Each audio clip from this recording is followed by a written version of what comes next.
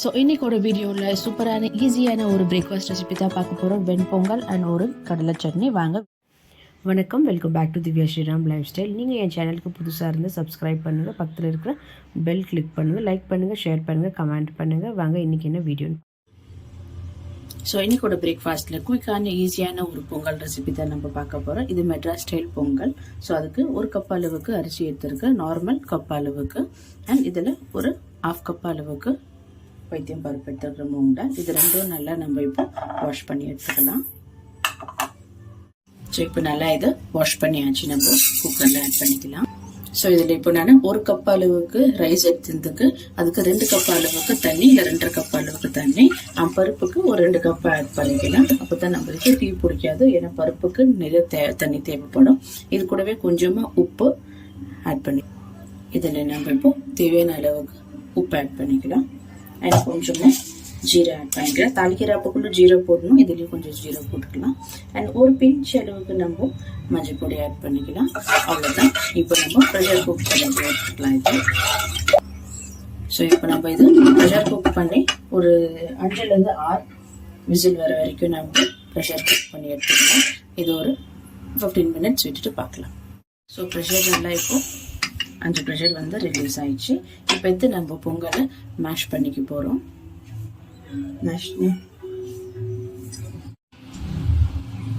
நல்லா இது மேஷ் பண்ணிக்கலாம்.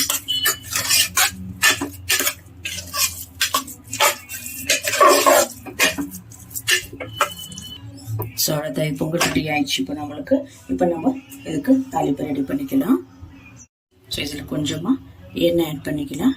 நீங்கள் கம்ப்ளீட்டாக கீ கூட ஆட் பண்ணிக்கலாம். ஸோ நான் கொஞ்சமாக எண்ணெய் ஆட் பண்ணிக்கிறேன். ஸோ எண்ணெய் நல்லா சூடாயிடுச்சு. இதில் நான் 1 டீஸ்பூன் அளவுக்கு பெப்பர் க்ரஷ் பண்ணி வச்சுருக்கேன். ஏன்னா நம்ம முழுசாக போட்டால் அதை எடுத்து தான் வச்சுட்டு சாப்பிடணும். ஸோ இந்த மாதிரி க்ரஷ் பண்ணி சாப்பிட்டு அதே மாதிரி ஃபுல்லாக அதிலே நம்ம கம்ப்ளீட்டாக சாப்பிடலாம். பொங்கல் கூடவே கொஞ்சமாக 1 டீஸ்பூன் அளவுக்கு ஜீரா ஆட் பண்ணிக்கிறேன். நான் ஆல்ரெடி பொங்கல் குக் பண்ணுறப்போ பருப்பும் அரிசி கூட போட்டிருக்கிறேன். 1 டீஸ்பூன் அளவுக்கு சாப் பண்ணி வச்சிருக்கிறேன். இஞ்சி ஆட் பண்ணிக்கலாம். நீங்கள் பச்சை மிளகாய் கூட வேணும்னு ஆட் பண்ணிக்கலாம் இதில். அண்ட் இது கூடவே கொஞ்சமாக நான் கேஷ்யூ ஆட் பண்ணிக்கலாம், ஒரு 1/4 கப் அளவுக்கு.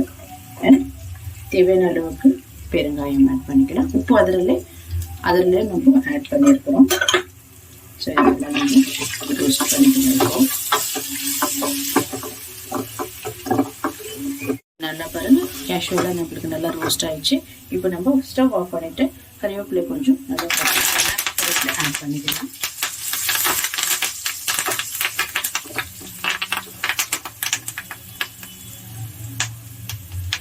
நம்ம தாளிச்சது இப்போ இதில் ஆட் பண்ணிக்கலாம்.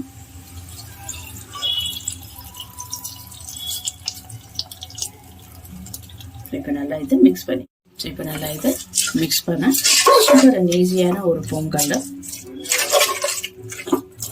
ஜஸ்ட் ஒரு 15 மினிட்ஸ்ல இது பண்ணிடலாம். 15-20 மினிட்ஸ்ல நம்ம சொல்லதான் பொங்கல் ரெடி ஆயிடுச்சு. இது கூடவே சூப்பரான ஒரு கடலை சட்னி ரெடியாக இருக்கு. நம்ம சர்வ் பண்ணிக்கலாம் இப்போ. ஸோ அவ்வளோதான், பொங்கல் பிளேட்டிங் பண்ணியாச்சு. தேவையான அளவுக்கு தாராளமாக உங்களுக்கு சட்னி ஆட் பண்ணி நீங்கள் சூப்பரான ஒரு பொங்கல் என்ஜாய் பண்ணலாம். அவ்வளோதான். உங்களுக்கு இந்த வீடியோ பிடிச்சிருந்தா லைக் பண்ணுங்கள், ஷேர் பண்ணுங்கள், கமெண்ட் பண்ணுங்கள். அண்ட் மறக்காமல் என் சேனலுக்கு சப்ஸ்கிரைப் பண்ணுங்கள். தேங்க்யூ ஃபார் வாட்சிங் திஸ் வீடியோ.